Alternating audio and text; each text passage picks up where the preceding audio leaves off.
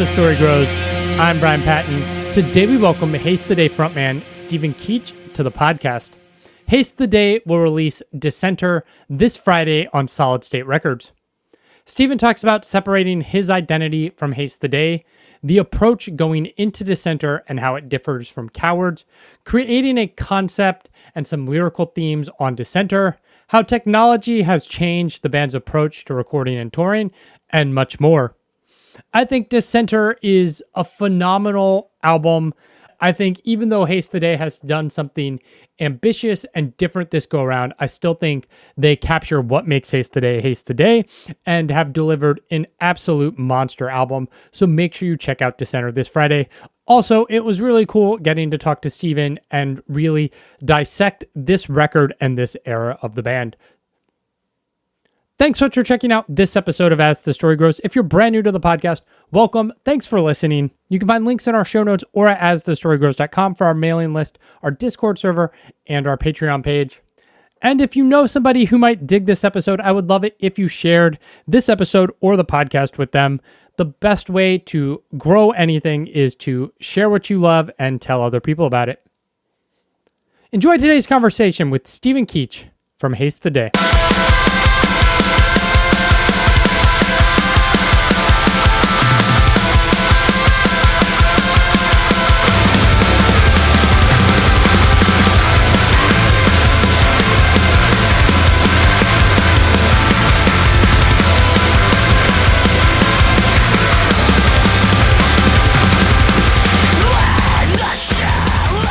To have you on.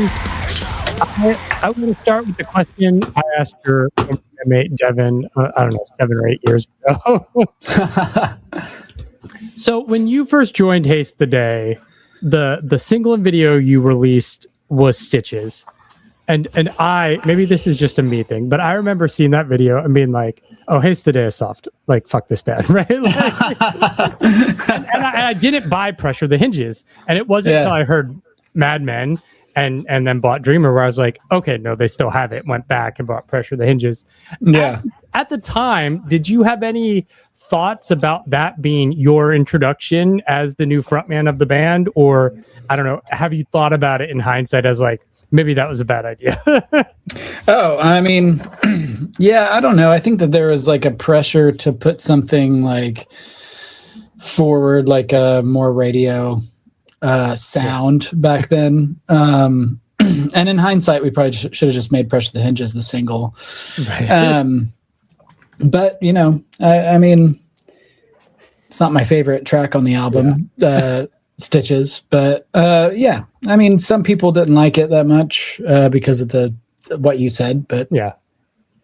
I mean, it's funny because, like, I think if I heard that song now, I would enjoy it a lot more as opposed to, I don't know, what was that, 20 years ago or something? Yeah, a long time ago. Where at that point I was like, no clean singing and heavy music. So like, right. So I was like, well, yeah, it's got to be it's got to be a 2-step part into a breakdown, right? Into maybe a circle pit part into a heavier breakdown. Yeah, I get it.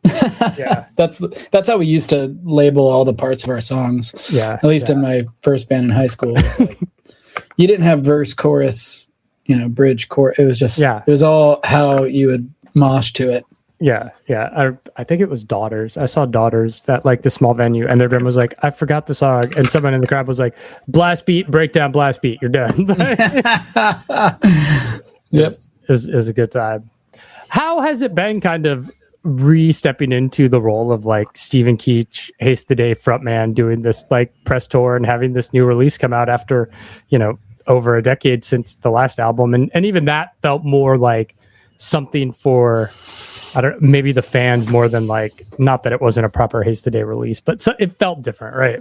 Yeah, totally. I mean, I did a lot of work to kind of, maybe separate my identity from Stephen from Haste the Day for a long time. And I think because of that work that I did and being able to exist outside of that title, now it's just a lot less pressure.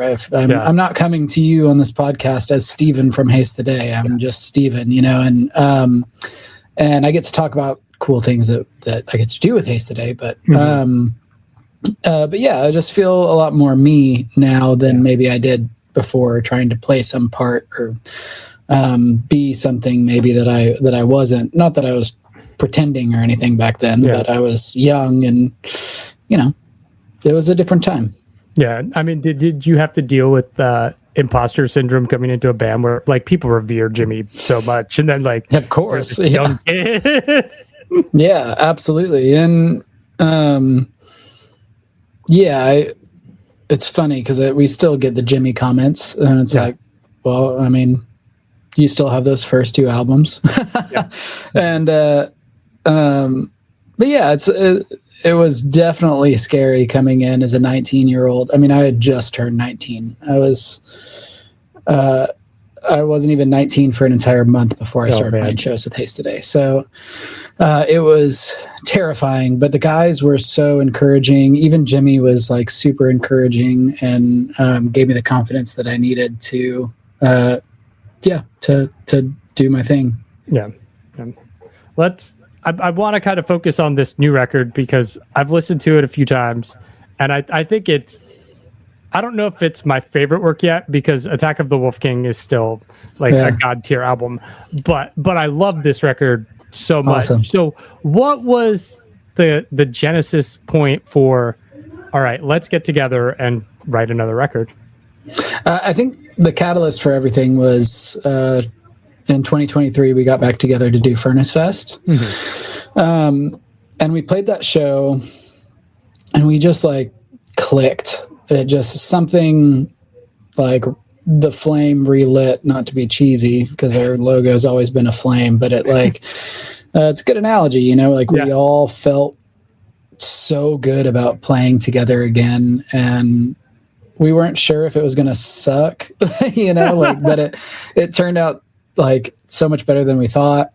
And our maturity over the years of like, just like what I was saying earlier about the identity thing, we all went through different journeys, and coming back together with so much more life experience under our belt, like really kind of changed things for us. So it kind of took the pressure off in a lot of ways, where it's like, oh, we could truly do this for ourselves. Like, we're not like, yes, we are doing some things for our fans, but that isn't guiding the choices that we're making. We just truly want to make music together and make it for us, and releasing is cool, but the magic has been just playing music together and writing together again. Nice. Yeah. Because if it was just for the fans or to make money, I mean, at this point, you would never have to release a new thing. You just we just have have AI make it. But no, that's not what it's about. It's about the journey of like making music, and that's what we all love about it, and doing it together. And if it was just me, it would be different than if it was just Scotty. It would be different if it was just Brennan. It's just we're a group effort, and we all have a voice, and I think it comes out in this album. I know Devin played drums at that Furnace Fest show. What kind of leads to Giuseppe coming back in to be on this record and in this iteration? Yeah, it's just we wanted to kind of have the Attack of the Wolf King lineup.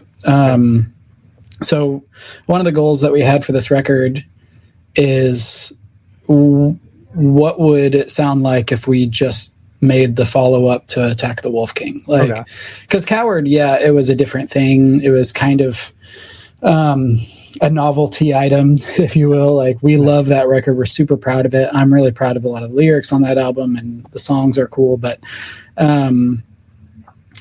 yeah, this is what we think of as like with Dissenter. It's the follow-up to Attack the Wolf King, as far as trying to take some of that energy that we had in that album and carrying it over to where we are now as people, and our life experience, and our where we are as musicians as well. Nice. My only complaint about the record is the intro cycles. because it is such this like beefy, doomy, heavy riff that I don't feel resolves. I'm just like, yeah, we're gonna get a beat. Oh no, we're not. Yep, and that's the point of it. I mean, the album is it's a concept album, so there's a reason why every song has a purpose in the album, and that song is there to unsettle you. It's to start off with a brokenness there, that a crack in society, if you will. And then so as you kind of go along, you can tell some of the more beautiful songs are towards the end of the album. But it starts out very heavy and gets angrier like throughout until there's a breaking point, and things start to kind of change tone a little bit throughout the album. Yeah. One of the things I think Haste the Day has always done really well, and I think especially on this album, is like crafting an album. Like there's a flow to the songs. Like one song doesn't end and another song starts. It's just like the songs, it's a river, right? Like you're on it and each song goes into the next. And I love that idea of how that flows, because there are moments where I'm like, the song changes and I don't know, right? Because some ambience has carried over to the next. Like, how important was that coming back to this record? Because like you could easily just throw 12 songs together and put it on Spotify and who cares, right? Right. Yeah. I mean, and it is funny because people don't really listen to albums the way they used to, but we still view them as an art form. It's a whole package, and I'm very cinematic in my thinking. My day job is to write music for films and TV and commercials and stuff like that. So I'm very story driven. And I just love the whole package, the visual nature of it, the beginning to end of the record. It's all one thing in my mind. So, it was really important to me and most everybody in the band that it was like, this is a story we're trying to tell. And musically and lyrically and all of that, it's important for it to be cohesive beginning to end. So.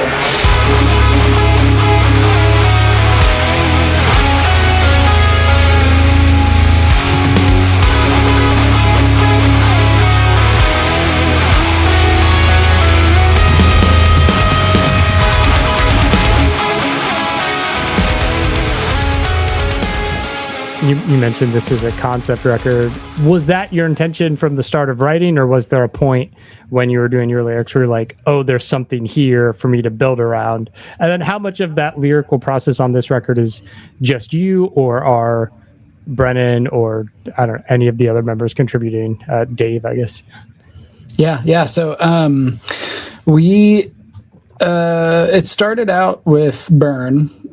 Those were the first lyrics that I wrote for the record. And I'm, again, like I said, I'm a very story-driven writer. I think a lot of times, like when I'm doing my own music, like if I'm doing a solo project or something, I'll do the artwork first and then come up with the music to kind of match it. But so for this, my day-to-day is like, dropping the kids off at school and dealing with clients. And it's not like there's a whole lot of like, hardcore lyrics that I'm like bouncing around in my brain. So it was really helpful to me to come up with these stories. And Burn was kind of a mini story in my mind. And that helped me write those lyrics. And it was kind of the catalyst for the theme of the album. And so I wrote Shallows next, I believe, or maybe some of the stuff from Grave next, and then Shallows. And that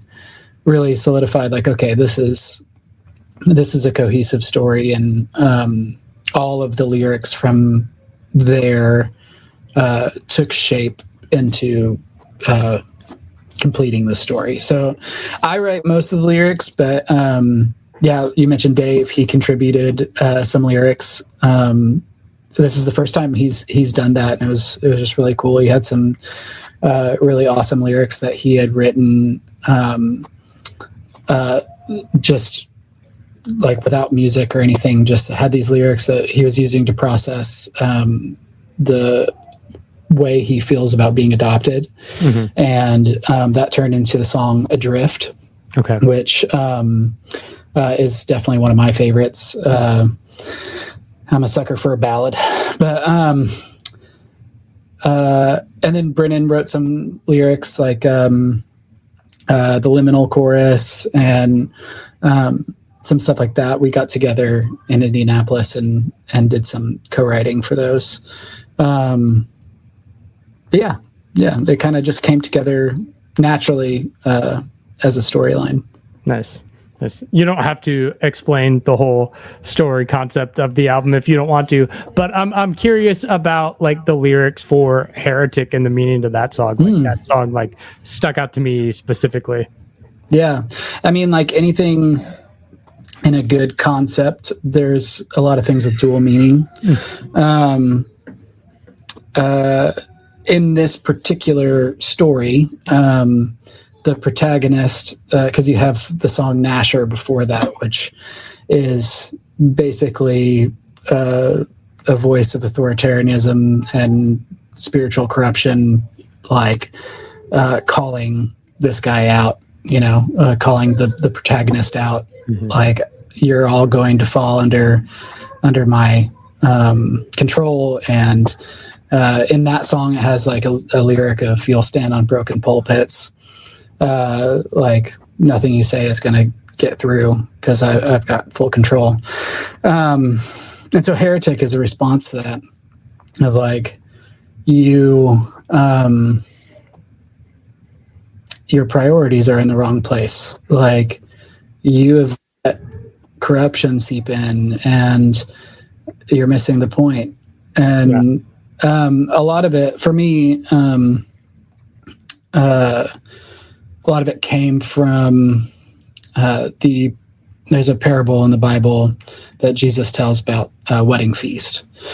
And he talks about how, there's this guy who's throwing a big feast and he invites all of his friends, invites all these people to come to the feast. And they all ignored the invitation. So he goes out into the streets and just gathers up anybody you can find. And in this song, basically he's saying like, look, you ignored the invitation. You chose power, wealth, and influence over what's good, and what over love. And so he's calling out that corruption. And of course, like for me, there's parallels there with like the American evangelical church. I think in a lot of ways have, turned their focus from, Jesus and the Beatitudes and love your neighbor to something totally different that I don't align with myself. Yeah. And I know that like I've had this feeling of like in those types of churches or communities, I feel like myself a heretic, like viewed as a heretic because I don't believe a lot of the same things, Yeah. And it's funny because like I try and, we don't identify as a Christian band anymore, but mostly just because of, and I can go into that later. That's mostly just because of Christian music industry is jacked up and kind of pointless in my mind. But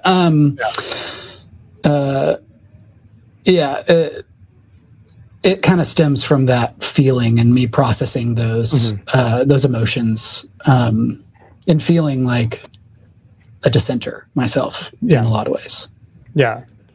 I mean, kind of speaking of Christian music industry, I mean, I know Solid State Tooth and Nail has undergone a whole shift since Coward came out, but what kind of leads you back to Solid State for this release? Is it just, I hate to say the easiest thing, but is it kind of just like, hey, we got a new record? Like, yeah, I mean, we still have a deal with them since Coward. We renegotiated our deal for Coward, and that still is in play. But we also have always had a good relationship with them.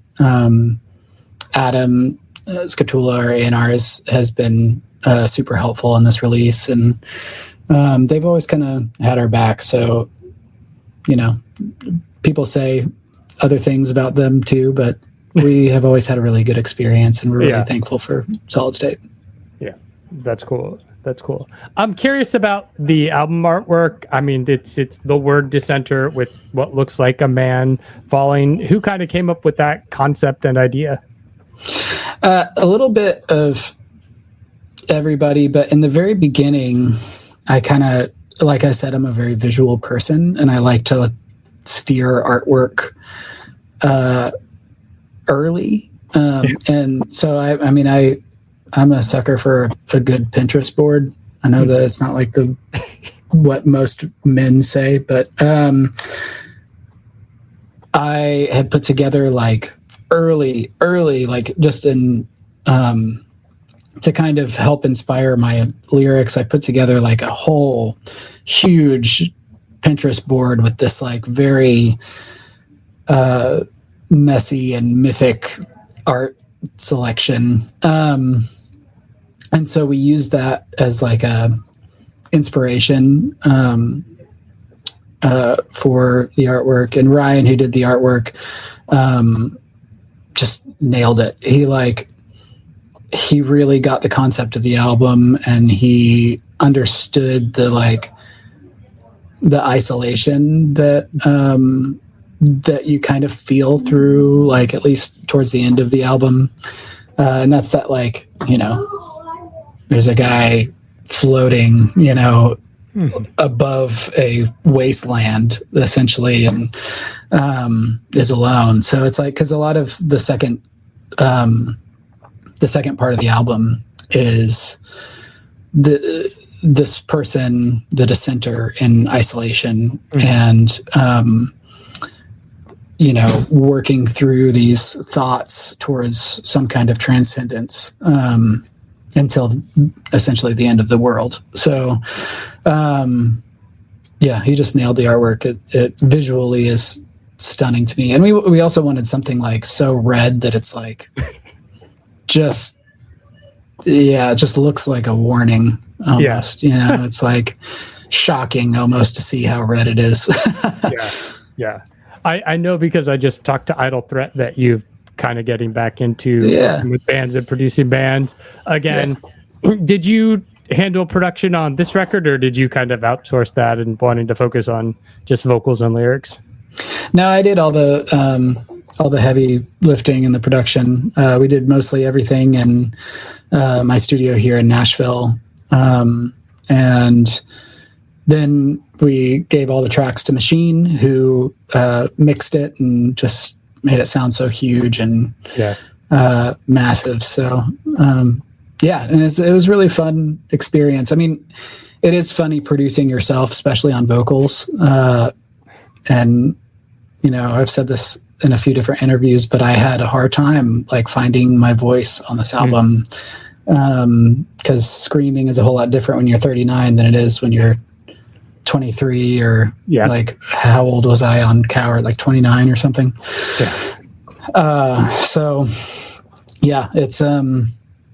It's a different thing now, and I had to kind of do a bunch of trial and error to find where my voice is. And producing yourself vocally is very difficult. Eventually I made Dave fly out here from Denver to just sit in the room while I recorded vocals.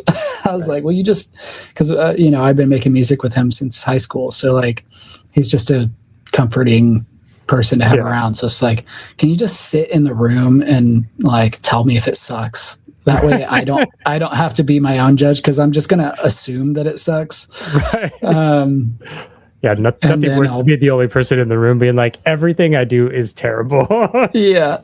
And, contrary to popular belief, screaming when you're angry is a terrible idea. It'll just blow your voice out. So I just kept making myself angry, and then I'd be like, all right, well, I'm just going to harness that. And then then it sounded even worse. I was like, okay, well, this sucks. But I think we landed on something that I'm super proud of, and I feel really, really good about. So that's what's important.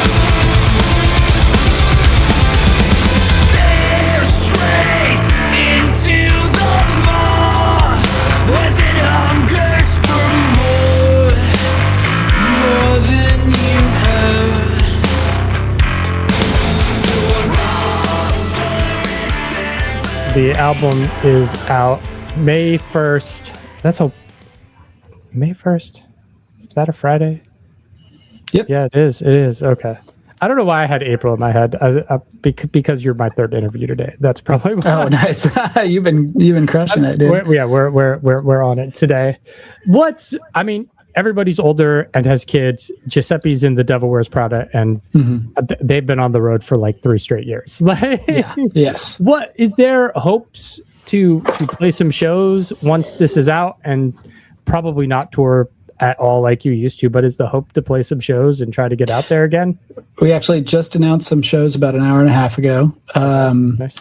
We're playing, and we don't get to play very many shows, but we just announced 5 headlining dates. There's Nashville coming up on May 3rd, shortly after the record drops, which is cool for me because I live in Nashville. It's like a hometown show for me.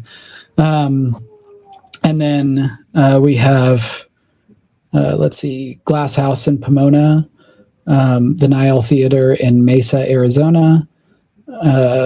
We've got the Crocodile in Seattle, and then Revolution Hall in Portland. And we'll announce a few more shows later on in the year.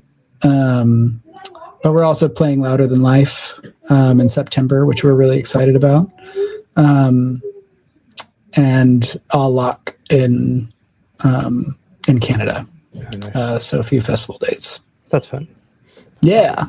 Yeah, we're excited. Like you said, it's super hard for us to organize this stuff because it's like, we're kind of weekend warrioring it because we have day jobs and there's only so much PTO for some of the guys. And I'm lucky enough to control my own schedule, but still every day that I take to do this, I'm not making the money from the other thing. So it's like, it's hard. And another thing is like, it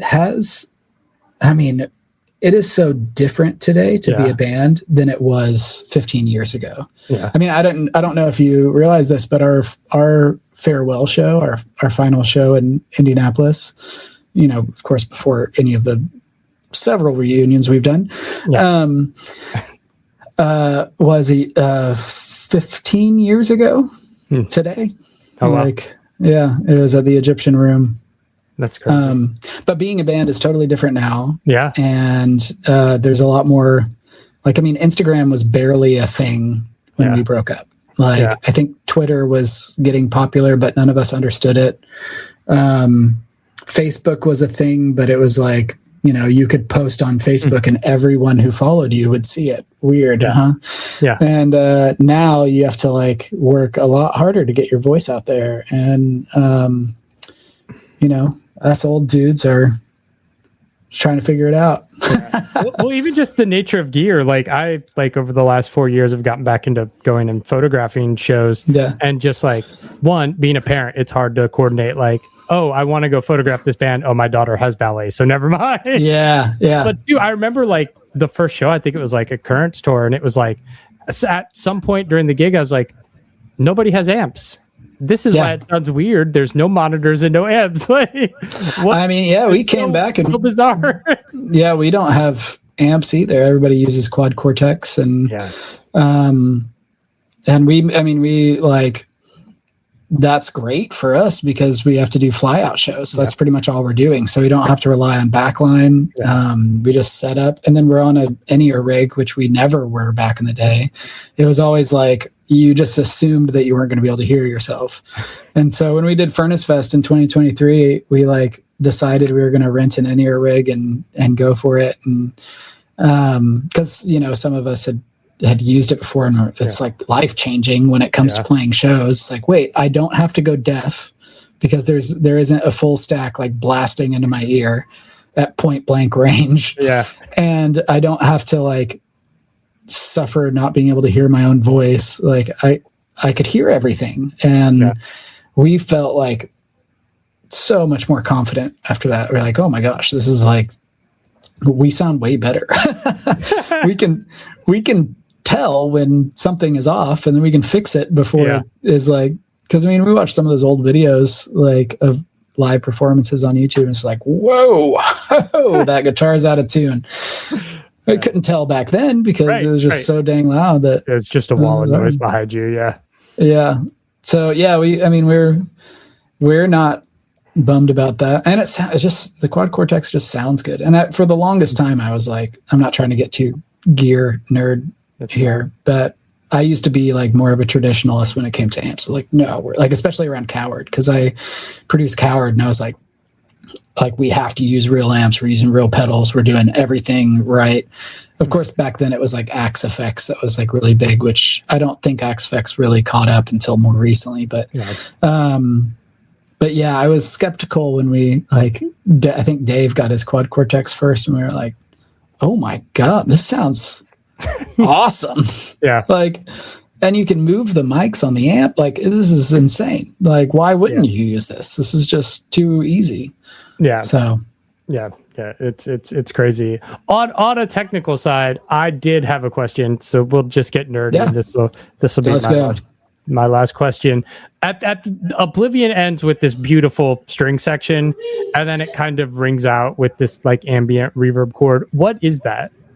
That is the intro in reverse. Okay. Yeah. All right. So it ends where it begins. Okay. Nice. Yeah, we wanted the whole album to feel kind of circular.